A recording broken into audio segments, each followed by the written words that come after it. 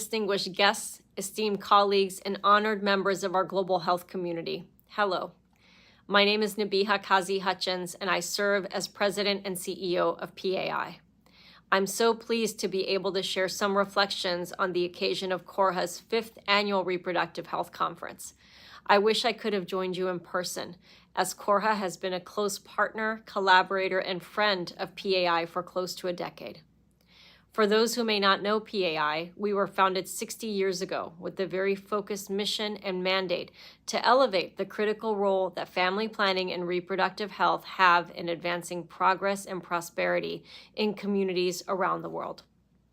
We believe in universal access to family planning and reproductive health, and as such, alongside civil society partners in over 30 countries, including CORHA in Ethiopia, we have advocated for and we have advanced evidence to ensure that national and global policies and financing reflect these priorities. PAI is based in Washington, D.C., and we're here for a very specific reason. Just as you advocate for and advance policies and health systems priorities in Ethiopia, we advocate and hold the U.S. government accountable to ensure that our foreign assistance aligns with the needs of communities around the world, and that they also align with the values of the American people, one of them being reproductive rights and reproductive freedom. Through our advocacy alongside members of coalitions that PAI is engaged with and stewards, such as the International Family Planning Coalition, which we founded and co-chair, we have successfully advocated and we have enabled the U.S. government to be the largest funder of family planning and reproductive health to the tune of $600 million a year. This total included $32 million to UNFPA. And while we as a global community are still falling short of meeting unmet need, I can say that we are very proud of the work of U.S.-based civil society organizations, of the technical leaders within the U.S. government, and our members of Congress who are champions for our cause and set foreign aid budgets and allocations and ensure that U.S. support for international family planning be a funding priority, and that this priority be upheld, which it was up until a few weeks ago. In February, the Trump administration implemented a 90-day freeze on all U.S. foreign aid, including USAID's family planning and reproductive health programs, to conduct a comprehensive review of contracts. This abrupt halt has disrupted essential health services globally, and it's affected millions of people who rely on these programs. Following the review, the administration announced substantial reductions in foreign aid, which led to closure of numerous critical health programs around the world. These cuts have had devastating effects on vulnerable communities, particularly in areas that have high HIV prevalence and that have limited access to reproductive health services. The Trump administration's abrupt decision to freeze aid is deeply concerning, but our sector has long navigated the shifting priorities of U.S. and bilateral donors. While the scope and the scale of this U.S. cut are unprecedented, of course, it affects all foreign aid. Reproductive health has constantly and consistently been in the crosshairs of political agendas, yet time and time again, we have persevered. This moment is no different. Our commitment to protecting and advancing reproductive health remains unwavering. CORHA's leadership and partnership with PAI has been grounded in a core principle that the health and vitality of women should be protected from changing political agendas. We know that when communities are safer, we know that when communities have economies that are vibrant, we know that when communities are resilient, it is because women have access to reproductive health. For every dollar that is spent on family planning, the economic return ranges from $4 to $8 in benefits depending on the context in the region. It is one of the highest returns on investment.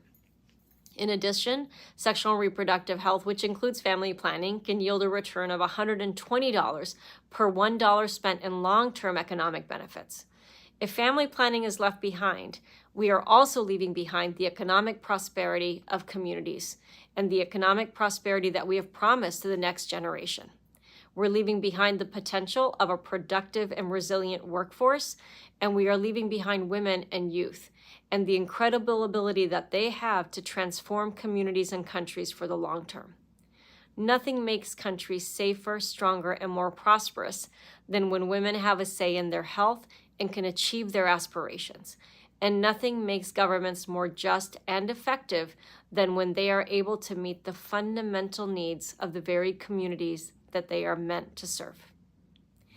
Ensuring that women have access to comprehensive reproductive health care is not just a matter of rights, it's a matter of global stability.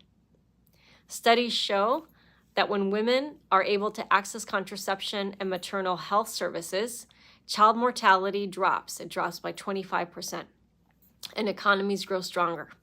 There's also ample evidence that when countries demonstrate high levels of gender equality, including countries that have high levels of access to reproductive health care, these countries are less likely to experience conflict and instability. When women can plan their families and when they can participate fully in society, communities are safer, governance is stronger, and nations are more resilient.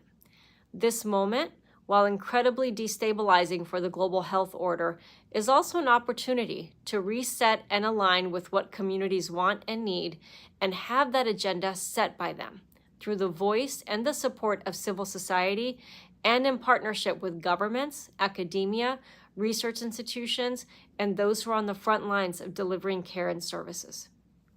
The policy commitments that Ethiopia set as part of its FP 2030 commitments, as well as the vision of progress that is reflected in the Maputo Protocol and the Abuja Declaration, where 15% of national budgets are to be allocated to health, with a further prioritization of reproductive health within that health budget. All of this has set the stage for an Africa-centric and an Africa-informed reproductive health agenda. CORHA has been at the forefront of public-private partnerships and government collaboration to enable Ethiopia to make important progress toward these commitments. Ethiopia has made critical strides in prioritizing family planning and is also prioritizing reproductive health as a national effort. The government's commitment is evident in policies that expand access to contraceptive services and that expand access to reproductive health education. These efforts are not just about health. They're about empowerment, they're about economic growth, and they are also about national stability. The outcomes have been very good for women, and they've been very good for their communities. And Ethiopia's journey is a testament to what's possible when government commitment, when community-based strategies, and when civil society all collaborate and come together to create lasting impact. It's also an important example to countries in the region, and an important lesson to showcase on the global stage. I know that during this annual conference, you will hear from leaders, from champions, and from change makers who've been courageous in their fight for reproductive health. They've been courageous in their fight for women's rights, and they've also worked steadfast in ensuring that youth can achieve their aspirations that propel communities forward. While so much has changed in a matter of weeks here in the United States, as it relates to global health and the policy and funding priorities for family planning and reproductive health, it does not mean any of us should walk away or assume that the United States has completely walked away. Why do I say this? Well, for one, as advocates and accountability holders ourselves, PAI will continue to fight for global funding for family planning and reproductive health, and we will continue to advocate to U.S. policymakers and international financing mechanisms for its prioritization. In addition, PAI and our partners in coalition will continue to fight for the permanent repeal of the global gag rule, which has been reinstated by the Trump administration. The global gag rule denies NGOs outside of the U.S. that receive U.S. foreign assistance the right to use their own non-U.S. funds to provide information, referrals, or services for legal abortion or to advocate for the legalization of abortion in their own country. And although there is no foreign aid that is currently flowing, which makes the global gag rule irrelevant in this moment, as soon as foreign aid is reinstated or reestablished for key programs, the global gag rule will absolutely apply. So let us keep at the forefront one other important fact. Over 70% of Americans support reproductive health and the right of people to have a voice and a choice in deciding when, if, and how to become pregnant. This matters because U.S. foreign aid is funded by the American people through taxpayer dollars. If the right to reproductive freedom and choice is a value that the majority of Americans hold dear, then it must be a right that should be supported and stewarded and funded for people around the world. I find great hope and inspiration from the work that civil society advocates in Ethiopia have advanced. Your work has been presented to U.S. members of Congress. In fact, in years past, CORHA has walked the halls with PAI. CORHA has shared the lessons learned from Ethiopia's journey, while also recognizing that there remain important opportunities and that these opportunities should not be abandoned or discarded. The shift in funding that we are seeing today can serve as a catalyst for strengthening local capacities. By investing in community-led initiatives and local organizations, Ethiopia can continue to build resilience and can continue to build self-reliance in its own health sector, ensuring sustainability despite the financial uncertainties. We must also recognize the power of advocacy in securing long-term support for reproductive health and family planning services. Civil society must continue to engage policymakers, and we have to demonstrate with clear evidence that when women have access to reproductive health services, families thrive, economies grow, and societies are safer and more stable. There is a fundamental truth that our collective movement embraces, and that we, of course, must elevate to our financial leaders, to our education advocates, to climate champions, and so many more. And that truth is this, that reproductive health and family planning are not just health imperatives, they are economic, social, and human rights imperatives. By maintaining our collective commitment, by leveraging new opportunities, and also ensuring that no one is left behind, we can advance the right to reproductive health for all people. And we can do this together, and we can do this in solidarity. Thank you for the opportunity to share these thoughts. I'm so proud of our partnership with CORHA.